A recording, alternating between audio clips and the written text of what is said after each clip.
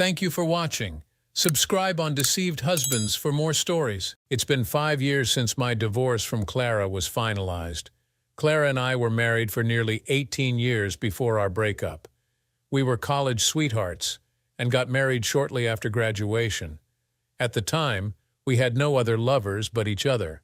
There's something to be said about that love outweighs just sex any day of the week. Of course, you don't realize it until it's too late. We lived a good life. We had 4 kids together, Emma, Jack, Lily, and Max. We called them the alphabet kids. After Max was born, I had a vasectomy because I didn't want the whole alphabet. Emma and Jack are in high school now, but Lily and Max still live with Clara, my ex-wife. What happened? What went wrong? We seemed to be a happy family. We were good parents and supported everything our kids did. We were like most young couples, struggling to make ends meet. I worked at a tech company, and Clara started working at the local store once the 2 older kids started school. The younger kids started in daycare when one of us wasn't home to watch them. It wasn't the greatest thing to do, but in today's society, that's how it goes. I often wonder how my parents and grandparents were able to do it with the women not working. I don't know whether to blame society or materialism. We wanted a lot of things, and we wanted them too fast. Our love life started off great, like probably most young people. We did it all the time, day or night. As the kids were born, we did it less and less. It's probably that way with most families. We just didn't have the time, or so we thought. Looking back, the problem was us. We started taking each other for granted. Our love life became a hurry up and do it. We reached our climaxes, but it was nothing like the days of old, the sweat and I love you so much type of sex. In a sense, I guess it became boring, but only because we didn't put the love in it where it belonged. I eventually got a promotion to manager. Our financial situation became much better. As the kids became older, we were able to go out once in a while. Dinner and a movie were enjoyable. It started to put a little of the luster back into our somewhat boring relationship. I guess all marriages go through it. You love each other, but take each other for granted. Clara came home one day and said she wanted to go out with the other girls at work. I didn't see any problem with that since our kids were now old enough to take care of themselves. This happened about 3 years ago. Clara got dressed in slacks and a blouse. She looked nice. She was like a lot of women, always worried about her weight, but she always seemed to look nice at any weight. When she got home, I asked her if she had a nice time. She told me she did, and about some of the other girls.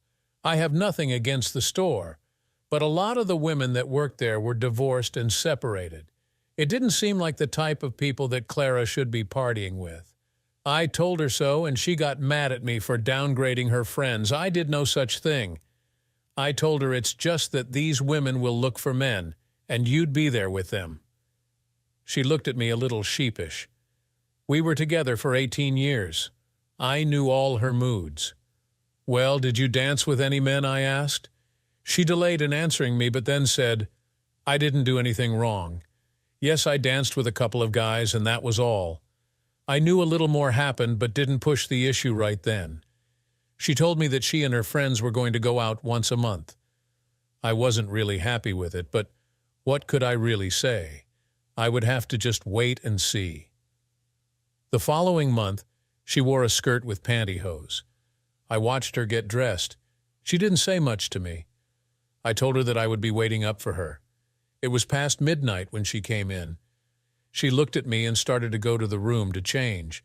As she started toward the bedroom, I asked her, "When you left, you had pantyhose on. Where are they?" "It was hot, and I took them off," was all she said. "Clara, this is starting to get out of hand. We need to talk," I said. She asked me to leave the room so she could undress. I told her that she had undressed in front of me for 18 years and wanted to know what was so special about that night. I walked up to her and grabbed her by the arm, something I had never done before. "Please don't, Jake. I beg you, please don't." She knew what I was about to do. As I reached under her skirt and found her bare legs, she started crying as I pushed her away. "Well, I guess that answers why no pantyhose, doesn't it?" I remarked. "I'm sorry, Jake. It just happened. I was drinking at this party and Tom kept telling me how beautiful I was, and then he kissed me and began touching me. I've never been with anyone but you, Jake. The girls kept telling me how good Tom is, and I let it happen. No one man came that much in you. You had more than one man, didn't you? I asked. When Tom took me, I was lying on the bed, and a couple of other guys came in and took advantage of me also. They didn't take you, you let them all screw you. Doesn't our marriage mean anything to you? Didn't you at least think about me or the kids? Jake, I'm sorry. It wasn't love like you and I have. It was raw sex and I liked it. Barb, one of the other girls, is married and she told me she and her husband are into swapping. I don't want to lose you, Jake. Please come with me one time and try it, she begged. I needed to think. My mind was going in 100 different directions. I told her I didn't want to talk anymore right then. My mind didn't comprehend what just happened. I told her we could talk the next day. I'd sleep on the couch that night. In the morning after the kids left, I got dressed and went to work. Clara was still sleeping from her hard night. I couldn't keep my mind on my job and took the afternoon off. I went where Clara was working and walked up to her. She smiled at me. She was a cashier that day, and at the next register was her friend Barb. I had read the name on her name tag. Honey, how come you're not at work? Her friend Barb kept eyeing me. I'm going to see Mike, our lawyer, today. I'm getting a divorce. I turned around and walked out. Behind me, I heard Clara yelling at me to wait. She had a customer at the register and wasn't sure what to do. I guess she was in panic mode. I didn't wait. I walked briskly out the door, got in my truck, and left. I went straight to the house and packed most of my clothing. I threw it all into boxes and put it in the truck. I had no idea where I was going, but I knew where I didn't want to be. I did leave a note for my kids. I told them that their mother and I were getting a divorce and she could explain it to them. I really would like to know how she was going to explain this, one probably make it my fault. She was good at blaming me for most things. I ended up going to my parents' house. They were in their 60s and had been married over 40 years. I told them that Clara and I were separating and would probably get divorced. I know it hurt them because they really liked Clara, and this was probably a shock. I told them I needed a place to stay, and they offered me the whole basement. It was all remodeled and had a nice bedroom and even a small kitchenette and living room set up down there. They told me I could stay as long as I needed. They didn't much use the basement anymore. They didn't like the stairs. About 2 years ago, they moved the washer and dryer upstairs after Mom's hip replacement. I might ramble on a little while telling you this story. There's so much to tell you. I know you want to know about Clara and what the kids thought, as well as input from the lawyer and a few other people. I told Mom and Dad that Clara wanted more freedom. It was kind of hard to explain that she wanted to have sex with other people. I didn't want to tell my parents that. I just told them that we felt differently about a number of things and didn't think we could come to an agreement. They weren't happy with that explanation, but it was all I could tell them for now. I did make it over to Mike, our lawyer, and he told me that Clara had already called twice. I asked him if he was going to represent me or her.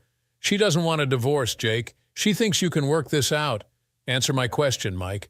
Are you her lawyer or mine? I asked again. I'm hers, Jake. She called me first, and I accepted the case. I'm sorry.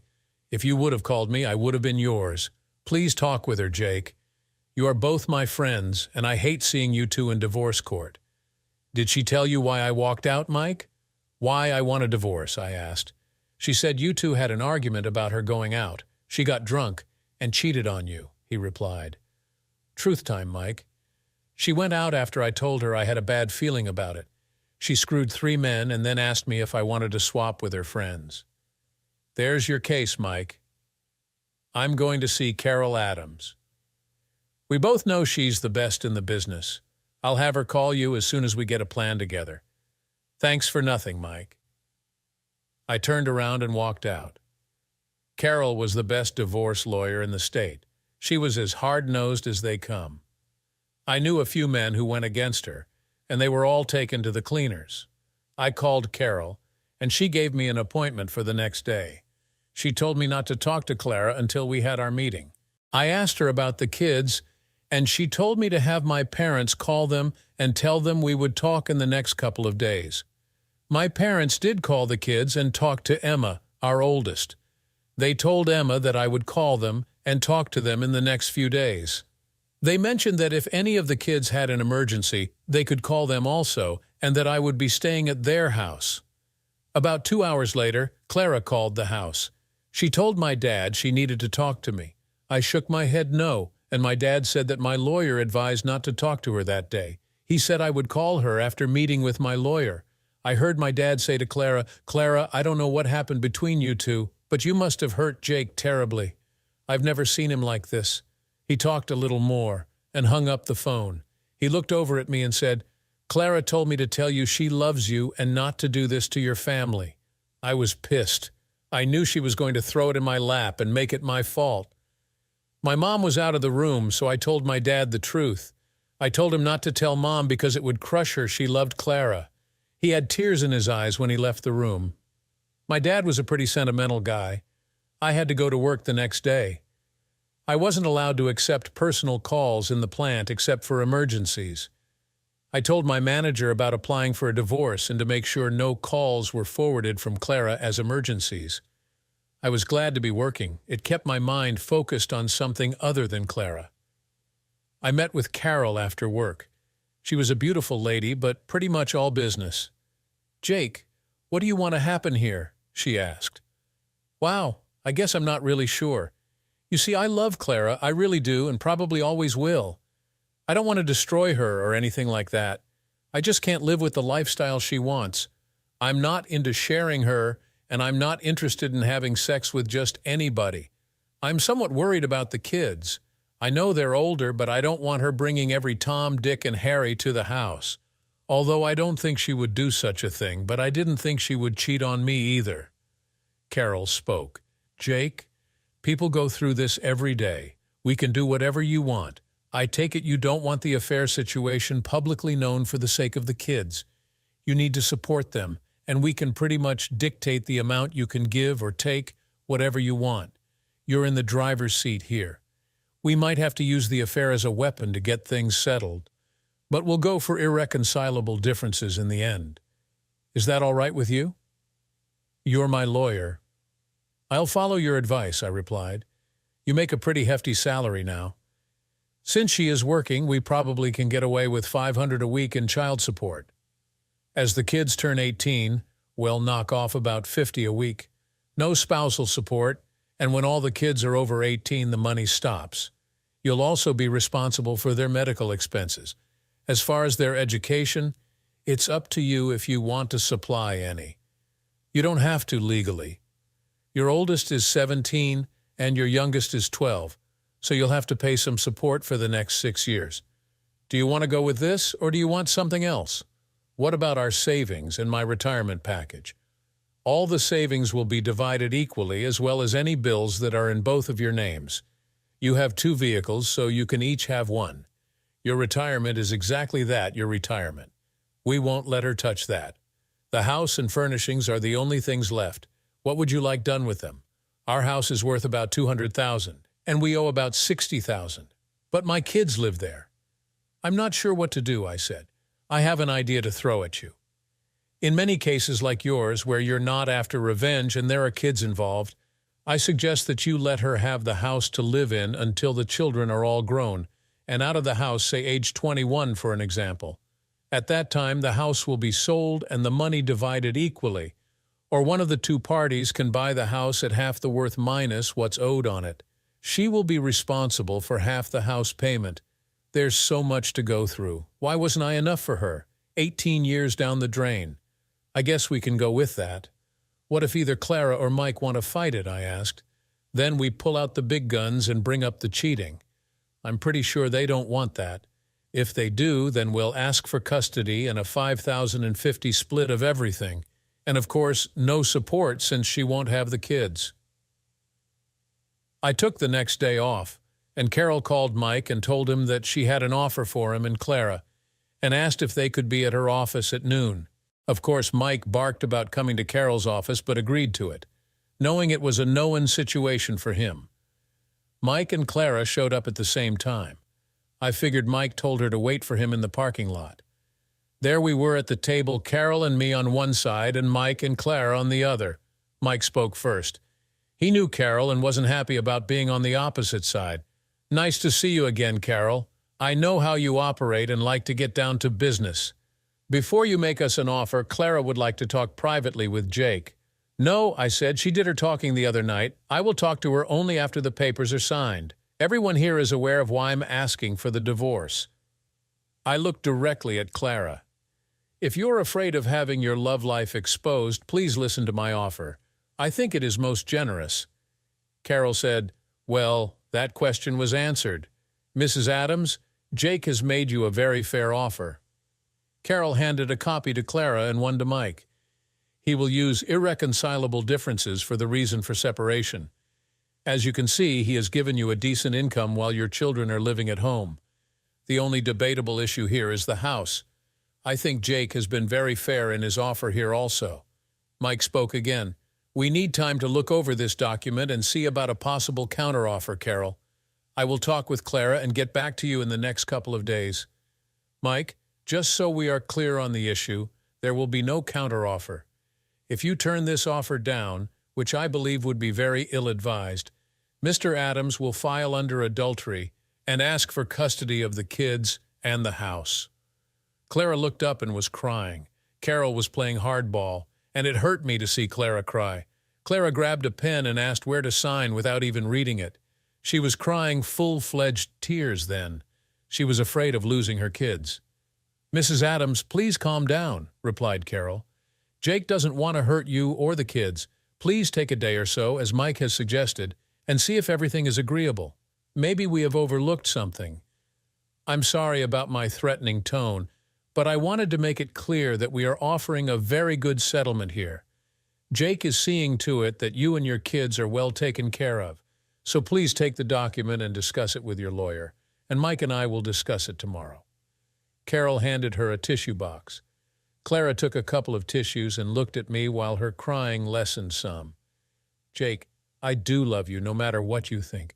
I was just hoping that we could put some time between us and maybe get back together, but I see that you have already made your decision. No, Clara, you made my decision for me. You want the freedom to do as you please, and I'm giving it to you. The only thing I ask is that you keep your lovers away from my kids, or I'll take them from you. That's a promise. Clara started crying again as she hurried out of the building. Mike said goodbye to us and told Carol he would probably see her tomorrow or the next day. Carol looked at me and told me it looked like I would win this case. I told her there are no winners, only losers. I lost the only woman I ever loved, and my kids now live in a single-parent home. No, we didn't win. We just got a fair agreement. My daughter Emma drove the two youngest over to my parents to see me. I was happy to see them. They kept asking questions, and I kept telling them that their mom and I weren't getting along, and we didn't see eye to eye on some major issues, so we would be getting divorced. I tried to explain to them that their mother and I would always be in their lives. We just wouldn't be together. Max, I will be at your games. I wouldn't miss them. And Lily, when volleyball season gets here, I'll be in the stands rooting for you. I will always be part of your lives. I hugged and kissed them all as they told me how much they loved me. I gave them my cell phone number, and of course, they could always call me at Grandma's house. Jack showed up a little later. Dad, I have a question for you. Did you cheat on Mom? No, Jack. I would never cheat on your mother.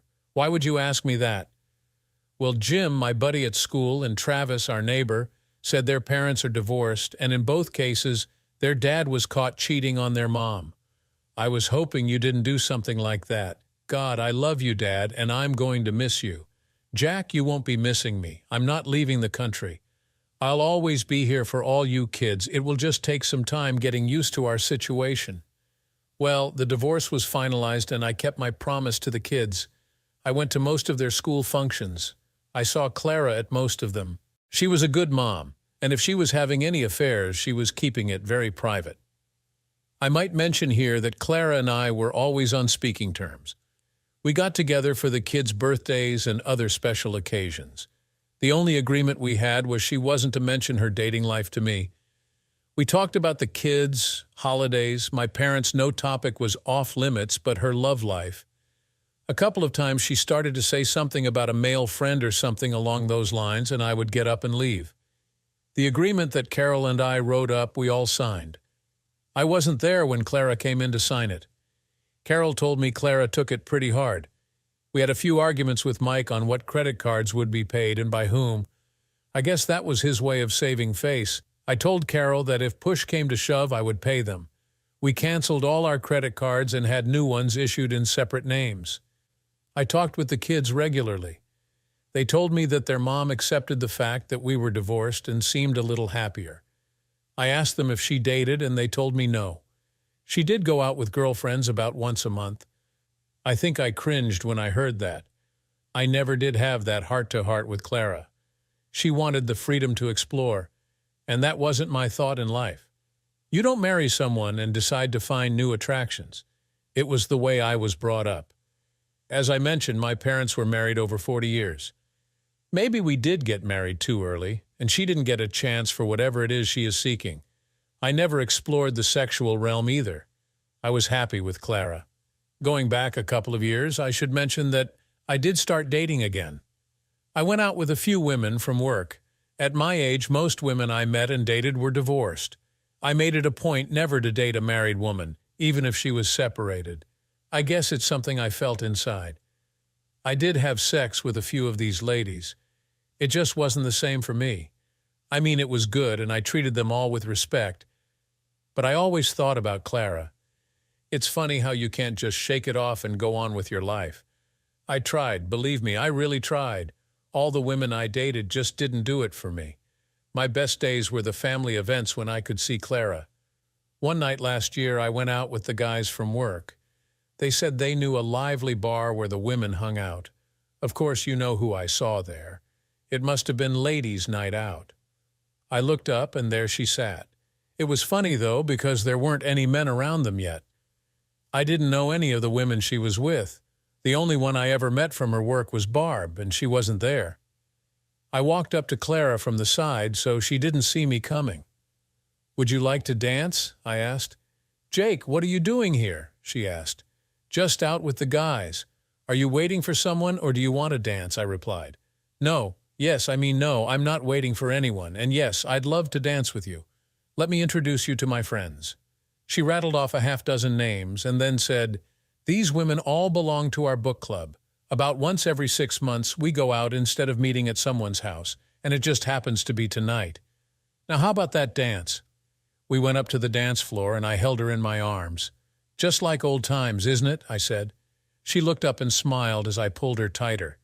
We had 2 slow numbers in a row, and then the band started a fast one. "I never could dance to those types of songs," I said as I walked her back to her table. She seemed sad that I took her to the table. "Ladies, it was nice meeting you. I better get back to my friends." As I walked away, it just didn't seem right. I didn't want to see if she was approached by another man. I told my friends that I had to leave and would see them later. As I walked out the door, I turned and saw Clara staring at me. The next day, I got a call from her.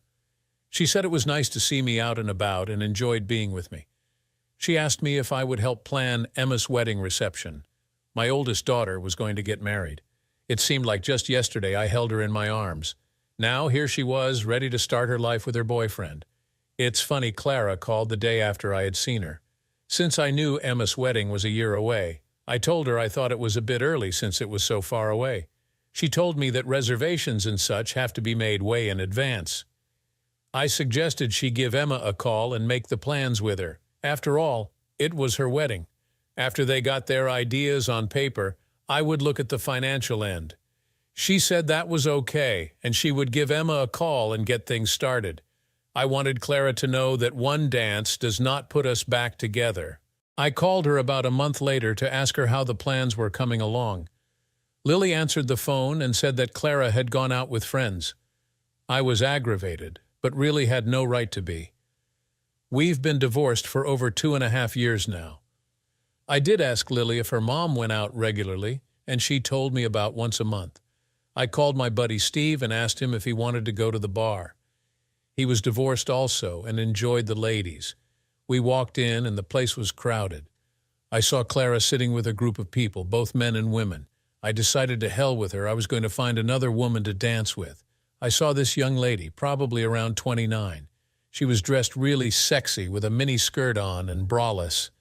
Steve said, "Damn, now that's nice. Check out those gals sitting by themselves." The gals were seated with some other women who were dressed about the same. They were only a couple of tables away from Clara and her friends. I was walking in the direction of Clara's table when she spotted me. Her mouth kind of flew open, and I walked right past her table to the table with the sexy young chick. "Care to dance?" I asked her. "Sure, I like older men, especially good-looking ones," she replied. I knew she said it loud enough that Clara heard her.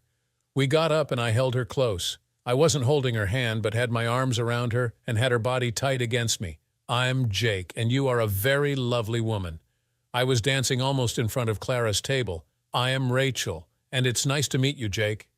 I kept her close and tried not to look at Clara. The men at Clara's table were staring at Rachel's legs. I would pull on her skirt and give them a little more to look at. The next one was a fast song, but Rachel and I stayed on the floor and danced. I knew this would get to Clara since I never danced fast songs with her. It was followed by another slow one, and I grabbed Rachel and held her tight. I slid my hands down one time and squeezed her butt. She just smiled at me. At the end of the song, I walked her back to my table and told her maybe we could dance again later. Rachel replied, "I'd like that." Steve had just returned to our table also. He danced with one of the other gals who was there at the same table with Rachel. I was sipping my drink, and Steve looked up and said, "Here comes a nice-looking woman." He had never met Clara, but that's who was coming to our table. "Will you dance with me?" she asked. I looked over at Steve as though she was talking to him. "Jake, answer me." I stood up and said, "It would be a pleasure." I looked over at Steve and said, "Steve, meet Clara, my ex-wife." Steve's mouth dropped open, remembering he had just called her a nice-looking woman. As we were dancing, Clara said, "What was that all about? She was all over you. God, she would have screwed you on the dance floor if you would have asked her. Isn't that why we're divorced?" "You wanted me to screw other women so you could have other men?" I asked. "Jake, please, you and I never did talk about it. I was wrong. Look, Clara, you came home with other men's juices running out of you like a faucet, and all you can say is I was wrong. Maybe I should screw that little filly, and then I can say I was wrong too. Besides, we're not married now. When you went on your sex spree, you were my wife. My wife, damn it." Some guy came up to Clara and me on the dance floor and asked Clara what she was doing. "You're supposed to be my date, and you asked this guy to dance," he asked. I looked at this weasel and said, "Screw off, buddy. You're not getting any off Clara tonight." I could tell it really embarrassed Clara. "Who the hell are you, her husband or something?" he asked. "Yeah, I'm her husband, and you're going to be in the hospital if you don't get the hell away from us." Clara started to talk when I interrupted her. "Do you want to sit with me or go back to your boyfriend here?" Clara was steaming mad and pulled away from me and went back to her table. I grabbed the creep by the arm and told him if he tried having sex with her that night, I would hunt him down and kill him. Then I let go of his arm as he went back to his table. The two young women we danced with earlier came over and sat with us. We switched over to a booth and were feeling them up. I normally don't treat women like this, but Clara had a bird's-eye view, and I was putting it on pretty thick. These gals were there for one reason that night, and that was to get laid. The little blonde I was with asked if we were ready to leave. She told us she was hot and horny. I asked her to do me a favor first. I pointed over to Clara, who was sitting there looking really mad in our direction, and I asked her to go over and tell that woman that she was going to get her wish that evening. The little blonde smiled and walked over and told Clara what I'd said and then came back. Clara was furious and tried to get up but was trapped between some other people. By the time she got up, we were gone. We did have sex with these two hot chicks at Steve's apartment. In fact, throughout the night, we even changed partners. The sex was great, but after they left the next morning, I didn't feel complete. I knew what it was the love was missing. I had turned off my cell phone, and when I turned it on, I had 10 messages from Clara. She was under the collar. She called me every name in the book. One of her messages said, "I ruined her evening." That made me feel good. It was about 9 in the morning when I called her. She answered the phone, and I asked her if she had calmed down any. She began ranting and raving again, saying what a bastard I was and how much I hurt her. Then all of a sudden she stopped. "How does it feel, Clara, to know the one you love is screwing someone else? It's the life you chose. You screw who you want, and ill screw who I want. To hell with love." I could hear her crying as I hung up the phone. I didn't hear from her for a couple of weeks. Then one day she called. "Jake, can we talk? I mean about everything. I know it will hurt you because seeing you with that bimbo hurt me, so I know what I did was much worse. Clara, it's over now. Go on with your life and screw who you want. I don't care anymore. I just wanted you to get a taste of how it felt. Jake, I haven't had sex with a man in 2.5 years. The last time was a month after you left me. It wasn't all that good and there was no love. I realized that it was just men using me as a whore. I'm not a whore, Jake. I was wrong. I was really wrong, and there's no way I can prove it to you. I wanted to try and explain it to you, but that type of life is not for me. I realized it when Tom asked me if I was his little slut. I slapped him hard across the face. He wouldn't hit me back, but I kicked him in the balls before he had a chance. I don't want that life, Jake. I want the life that we once had. Honest? 2.5 years? What about that idiot a couple of weeks ago? He said he was your date. He had every intention of bedding you down. He was friends with one of the guys at our table. The other men at the table were with their wives. Since I was the only single woman at the table, he assumed he was going to be with me. I had no intention of doing anything other than maybe dancing with him. Besides, he told me you were going to kill him if he laid a hand on me. Did you tell him that? I sure did. Do I have to follow up on my threat? Hell no. He wouldn't even dance with me. The only reason I went back to the table was that you embarrassed me so badly. Then you sent that bimbo over to let me know you were going to have sex with her. Did you, Jake? Did you have sex with her? Clara, we're not married. I'm free to do what I want. By the way, whatever happened to your friend Barb? I don't see her with you anymore. They don't belong to the club anymore. She and her husband are divorced. The reason they tried swapping was that they thought it would add a little lust into their marriage. Her husband ended up divorcing her, and he and the other man's wife left together. 2 more marriages went down in flames. I thought it was odd she mentioned the club. She mentioned she hasn't gone there for years. I thought I'd change the subject. How are the wedding plans for Emma coming along? You haven't told me much about them, and now it's only a few months away, I asked. I know you know all the plans. Emma has talked to you a dozen times. I guess I felt you didn't want to be over here alone with me, so that's why we made the plans and just let you verify them. I'm not afraid to be alone with you, Clara, I said. Oh yeah? I don't believe you. If you're not afraid of me, then take me out on a date. She laughed. I don't think that would be a good idea, Clara. It may give the wrong impression. People might think we were getting back together, I replied. I knew you were afraid. You still love me like I love you. You just won't admit it, she said. Clara, I do love you, but the hurt of what you did to me is still there. I see it every time I look at you. When you cheated on me, you took a big part of my heart away. I don't think it's mended yet. I don't know if it will ever be. God, I'm so sorry, and there's nothing I can do. Nothing, Jake. I'm the one who ruined our marriage. I'm the one who lost the only man I ever loved. I'm also living daily with the guilt. I've thought time and time again about taking my own life, but it's the kids that would have to live with that. I've done enough damage to them. I was hoping that one day, maybe, just maybe, we might get back together. I didn't know what to think anymore. I never had talked to her, and now I hear this. God, my mind was in turmoil. I wanted her. I loved her. I hated what she did to me and to our marriage. What if she followed up on her thoughts? Was she laying a guilt trip on me? I had to know more before I believed her. I knew I couldn't live with it if she would take her own life. I thought I knew her well enough to know if she was lying to me, but I don't know anymore. I had to find out for sure. But how? We all have thoughts like that once in a while. Thank God we don't follow through on them. I had to say something to her, but what? Clara, I'm getting hungry. Care to join me at the Red Lobster for lunch? We could discuss what we'll give Emma for a wedding present. All I heard for the next 30 seconds was crying. Then a tiny voice said, "I'd love to." Now, Clara, you have to understand that this isn't for sex. It's lunch and a little talk about Emma's wedding. I understand. I could almost hear her smiling. I stopped by to pick her up, and she was standing on the porch, waiting. God, she was beautiful, dressed up in a nice dress that showed ample legs. I pulled up, and she came almost running to the car. She got in and just smiled. We talked about generalities, avoiding the heavy stuff. She told me she had bought a dress for the wedding.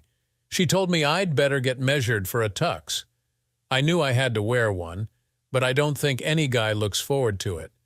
Without thinking, I asked Clara if she would go with me to see how I looked in one. I hadn't worn one since our wedding almost 20 years ago. She looked surprised, and so was I. It just came out. I was so used to asking her opinion when we were married. "Yes, I'd love to come with you. Just let me know when," she said. I could hardly take it back, so I told her the following Saturday would be fine. I would have to watch myself. I could get myself into trouble here. We were seated at the table, and we both ordered iced tea. We always ordered the same stuff. We had so much in common. "Clara, I need to ask you something, but I really have to know the truth. I promise after you answer, we will never discuss the topic again. Did you mean it when you talked about taking your own life?" She looked at me with a tear in her eyes. "Don't worry, I won't cry. I've done that enough in the last 3 years. In answer to your question, yes, I did. I told you I went out once after you left me. I know this is going to sound really stupid, but I did it for revenge against you." "Revenge against me?" "I don't understand. I was all mixed up, confused, and felt abandoned by you. I know it wasn't your fault at all, but at the time I wasn't thinking rationally. So I went out again to get even with you. I wasn't enjoying it at all, and that's when I got up to leave. And he called me his slut. I slapped and kicked him and came home crying. The kids were already in bed, and I just felt my life was over. I went in and got the whole bottle of sleeping pills and was about to take them when Lily asked if she could sleep with me. She told me she needed me. I started crying with my little girl asleep in my arms. That's when I prayed to Almighty God for help. A calmness came over me, and I decided my kids needed me, and just maybe you would see the change in my life and want me back. She brought tears to my eyes. Luckily, our meals came, and we changed the subject and started eating. Afterward, I asked her if she wanted to go to a movie. We found a good comedy so we could both laugh. I took her back home, and she asked me if I wanted to come in. I told her not then. I had a lot of thinking to do. Before she got out of the car, she leaned over and kissed me. I didn't stop her. She felt so good, like she belonged there. "I love you, Jake. Just remember that." She got out without me saying anything and went into the house. Something just didn't fit. She told me twice now that she did the swap thing only one more time, a month after I left her. I wanted to believe her, but the puzzle pieces didn't fit. For one thing, if you go to a swap club, you have to have a partner. Who was hers? It couldn't be this Tom fellow, because that's who she swapped to be with. Where was her man when she was fighting off this Tom fellow? Then the possible suicide she said time and time again, yet she only told me about the sleeping pills. I wanted to believe her, but I needed answers. My biggest problem was where she went every month and with whom. For over 2 years, the kids never mentioned meeting anybody. Maybe she was being honest with me and I was being paranoid. All our free time was spent getting ready for Emma's wedding. I did have lunch with Clara, Emma, my son Jack, and Emma's fiancé GC, John. We were headed over to be fitted for our tuxes. I swear I looked like a penguin, but Emma and Clara both said I looked handsome. Time flew by so fast, and before I knew it, it was time for the wedding rehearsal. I went over to the church and did all the things I was asked to do, no big deal. As Emma and I walked down the aisle, I did some silly things like hopping and skipping. Nothing bad, just having a little fun. I remember the pastor saying that it would be different the following day. We might be nervous, so we should try to remember our parts. I thought, yeah, walk down the aisle and later say her mother and I. Wow, I thought, who couldn't do that?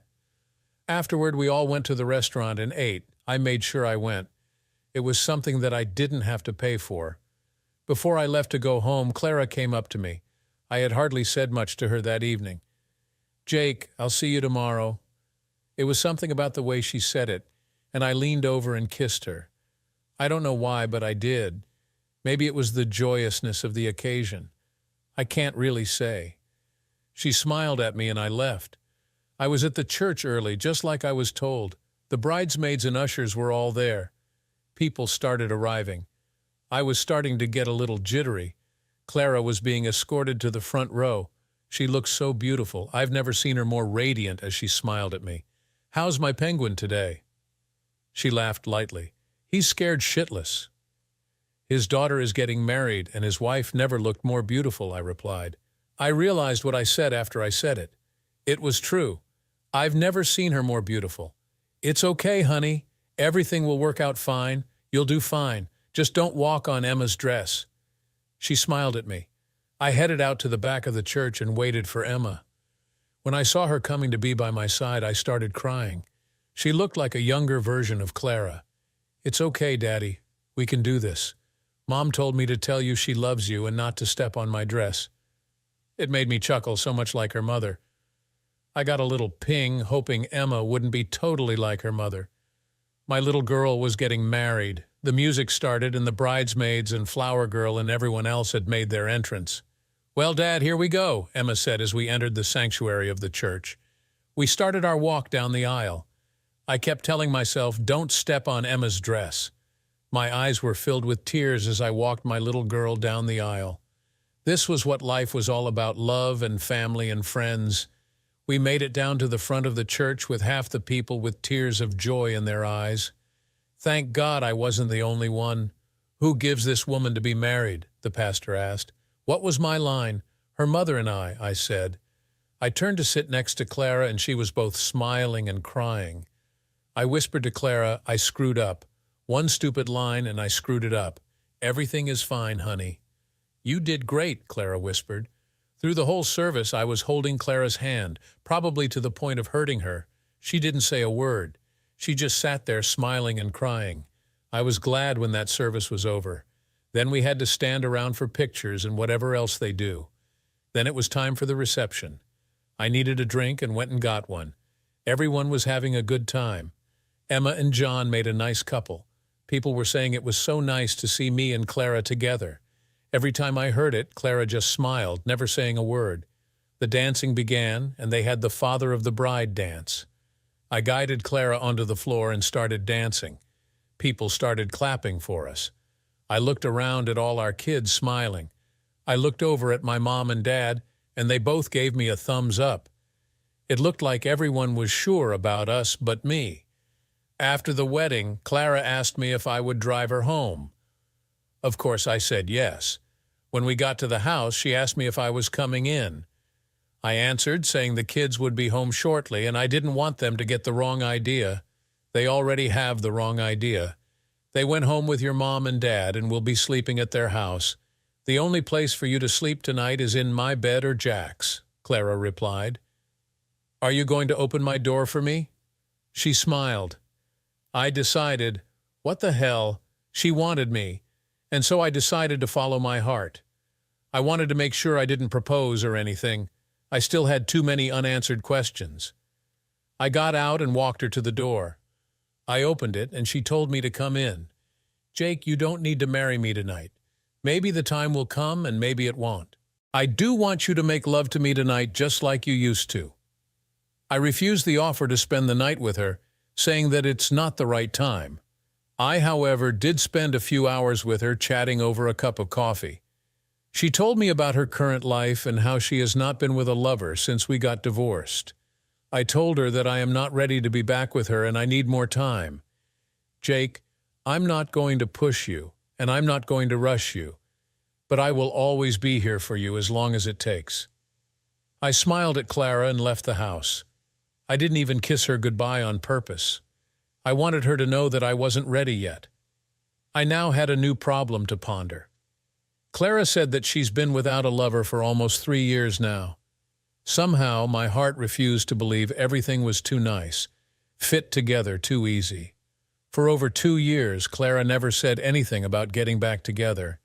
In the last year, she was throwing herself at me. I needed to know more. When I got back to Mom and Dad's, everyone had left. Dad asked me if everything was okay because I seemed out of sorts. I explained to him that something wasn't right, and I needed to find out what. Even though it was Sunday, I called Carol, my lawyer. I explained the situation, and she thought it was odd also.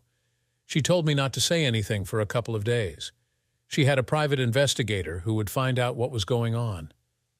Clara called on Monday and asked me over for dinner. I told her that I was busy and would take a rain check. I had some business to take care of. I didn't tell her I was getting antsy trying to put 2 and 2 together and kept coming out with 5. On Thursday, Carol called me at work and asked me to get to her office as soon as possible. She said it was extremely important. I asked for the rest of the day off and went to see Carol. When I got there, Carol told me things I didn't want to hear. I was right about Clara. She belonged to a swap club, and her partner was Mike, her lawyer. It seems that after I walked out, Mike decided to take my place. Clara never decided to quit her lifestyle but hide it from me. I asked Carol, why was she coming back after me in the last year? She had her freedom and her life. Why bother me? It's all about money, Jake. In the last 3 years, she has borrowed from the home loan to the tune of $90,000. Instead of owing the $60,000, you now owe $150,000, said Carol. How did she get it? Didn't she need my signature to borrow money against the house? I asked. No. When you settled on the credit cards, one was a cash equity loan. You could borrow continually on it to a specified sum. Yours is almost there now. Your friend Mike slipped that one past us. There was no way of telling once you agreed to pay the credit loans. I'm sorry, Jake. I should have watched that after the divorce was final. We don't usually do a follow-up unless asked, and of course Mike wasn't going to ask. Carol, when I went to her place, I did use the washroom, and I did check through the cabinets for her prescription drugs. There weren't any, so I called the doctor, and he told me he never wrote a prescription for sleeping pills in the last 3 years and that Clara has been there for all her physicals. He said she was actually coming every 3 months instead of 6. I asked if she asked to be tested for any sexually transmitted diseases, and he told me she had the test done and is clean. Thank God for at least that, I thought.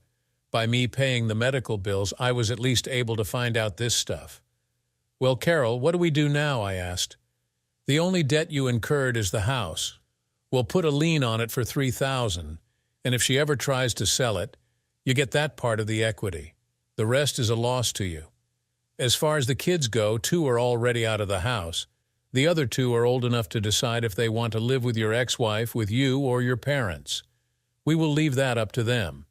Jake, since you told me you will be leaving the state, you will probably be out of the picture.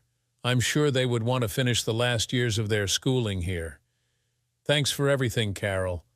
I guess it's all up to me now. Please call and put the freeze on the equity on the house.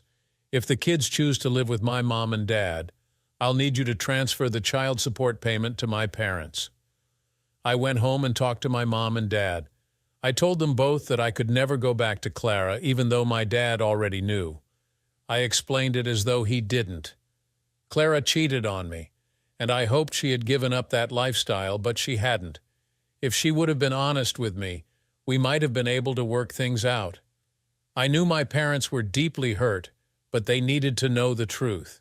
I stopped by Clara's house while she was at work. I came right out and told the kids the truth. Their mom had cheated on me. I didn't tell them about swapping and the like. I tried to give her time to change, but she never did. I thought we had a chance at the wedding, but found out she was still lying to me. I could never live with her or trust her again. It just wasn't possible to forgive anymore. Now I had to tell them I was leaving the state. They could come with me, stay with their mom, or live with their grandparents. Both of the younger kids said they would stay with their mom. Even though she might have boyfriends, she never brought them to the house. Lily told me she never saw strange men at the house. About the only one to visit other than relatives was Mike. They've known him for years. I didn't have the heart to tell them Mike was one of her lovers. They all cried, saying they would miss me, but I explained that I would only be 5 hours away. If they needed me, they would also be welcome to come and visit me any time. "When are you leaving, Dad?" asked Jack. "Next week. Once I get settled in, I'll give you my address and phone number. I love all of you and will help you any way I can." I called Clara at work. It was something I had never done. "Clara, I'll meet you at the CAF-GC. I need to talk with you away from the kids." She told me she got off work in an hour and would be there. I know she must have thought her plan worked and we would be getting back together. When she got there, I began our talk. "Clara, I've been doing a lot of thinking because of Emma's wedding and me starting to have conversations with you. Everyone is thinking we're getting back together. It's all going too fast for me. Do you know that no one knows why we got divorced in the first place? I look back on your life for the last 3 years. Where's the hurt, the pain that I felt when I discovered you're cheating? There wasn't any. Sure, your financial situation hurt some, but that was about it." She looked at me a little concerned. I continued, "Having coffee with you that night together was one of the best nights for me in years. Yet, I cannot get past the fact that you were without a lover in over 2 years. Why did you lie to me? You had your girls' night out every month. It seems that the women you were with from work and your book club were also swap club members. So I guess you've been getting your sex in after all." She started in on her crying again. "You screwing other men caused our divorce and you never stopped doing it. Go ahead, explain it. Go home and tell your kids why I left in the first place. Tell them your needs aren't being met and that I'm not good enough to satisfy you. They deserve to know and are old enough to handle it. I've talked to them." "God, Jake, surely you didn't tell them about me, did you?" she asked. "It's always about you, isn't it, Clara? Never about your kids or me. I told them you had an affair and cheated on me. Jake, I'm so sorry. You left me. What could I do? I'm a woman and need to be loved. You don't want love. What I did the other night was love. What you want is unlimited orgasms with unlimited sex partners. Did you think I would never find out? How stupid do you think I am? I had wondered what if we got married and then I caught you cheating again. Then it hit me your lover Mike was behind this setup. Mike? How did you find out about Mike? Oh my God, what have I done? What have you done? You ruined a lot of lives, including your own. You gave up a man who truly loved you and was almost ready to go back to you. You have lost the respect of your kids, even though they will still live with you. You've hurt them all deeply. You lie, you cheat, and now you want to steal from me also. The love I had for you is still there but buried deep in my heart. All I see now is a conniving woman who will have sex with anything that walks. A couple of years from now, I want you to think about what could have been. Your looks will fade, and your kids will be gone, and so will the money. I guess you will still have a bunch of old sex friends, and, of course, Mike. I doubt if he'll stay around with a poor woman." She was crying hard now. "Jake, I really do love you. Please stay with me. I'll go to therapy or whatever you want." I turned to her and said, "I forgot to tell you. I'm moving out of state and leaving next week. You really are good in bed, but of course you know that as well as God knows how many men. Goodbye, Clara. Have a nice life." I knew Mike was behind this setup and that he had used Clara for his own benefit. I walked out of the CAF-GC feeling a mix of anger and relief. It was time to start anew and leave all this behind. The next few days were a whirlwind of packing and making arrangements.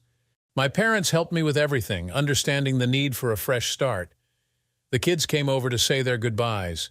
It was tough, but I assured them that they could visit any time and that I would always be there for them. The move went smoothly. I settled into my new home and started my new job. The change of scenery and the new routine helped me focus on the future. I stayed in touch with my kids and they visited a few times during the first year. It wasn't the same as being there every day, but we made it work. I heard through the grapevine that Clara continued her lifestyle, but it didn't matter anymore. I was building a new life for myself, one where I could find peace and maybe someday find someone who truly valued love and commitment. A few years passed and the kids grew up, finishing school and starting their own lives. We remained close, and they visited often. Clara eventually lost the house, and I heard she moved into a smaller place. Mike moved on to another victim, leaving Clara to deal with the consequences of her actions. I never remarried, but I did find happiness in my new life. I focused on my work, my hobbies, and my relationship with my kids. I met a few women along the way, but I took my time ensuring that I wouldn't make the same mistakes again. Looking back, I realized that life has a way of teaching us tough lessons. Clara's betrayal hurt deeply, but it also made me stronger and more aware of what I truly wanted in a relationship. I found solace in the fact that I had done my best for my kids and had rebuilt my life on my own terms. The memories of the past still lingered, but they no longer had the power to hurt me. I had moved on, and I was finally at peace. Clara had made her choices, and I had made mine. In the end, I found strength in my resilience and hope in the future. Thanks for watching. If you enjoyed this story, please hit the like button and subscribe for more real-life tales of betrayal and resilience. What would you do if you found yourself in a similar situation? Share your thoughts in the comments below.